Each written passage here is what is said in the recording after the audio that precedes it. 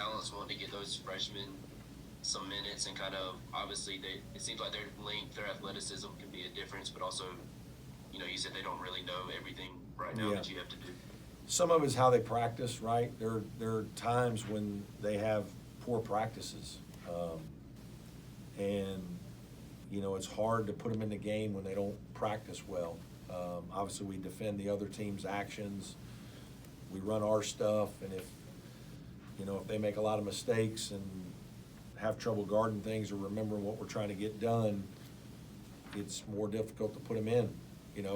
And certain styles and certain teams lend themselves to those guys having a better chance to play.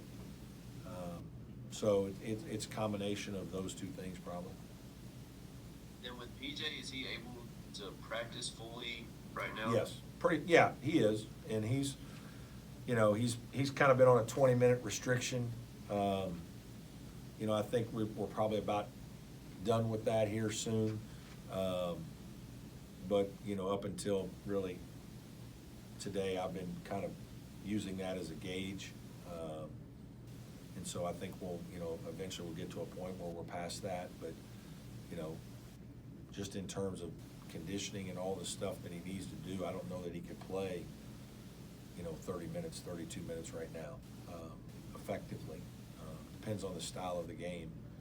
Maybe he could a little bit, but, South Carolina and these other games here recently, he's been on right around a 20-minute restriction. Then last one, just with Chauncey and RJ, you have that size and that ability to shoot and handle some. I think one play Chauncey had a block, led the break, and ended with a dunk. Just not only this year, but that just gets you excited about the future. Yeah, it does. I think they have great. I think those guys have tremendous potential. Chauncey Wiggins has tremendous skill level for a young man of that size, right? He can shoot the ball, he can pass the ball, he can dribble the ball. He kind of has a good feel. Now he's got to get a lot stronger. He's got to get a little tougher.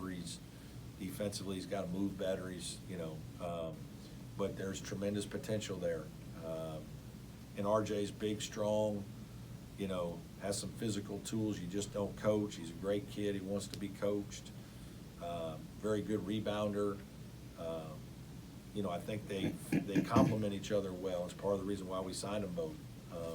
They're both great kids. They've got good futures. They really do. I think, it's just like anything. You look at you look at PJ, you look at Hunter, you look at Chase, you look at a lot of our freshmen. I mean, they're completely different in 2 years, and these kids will be too.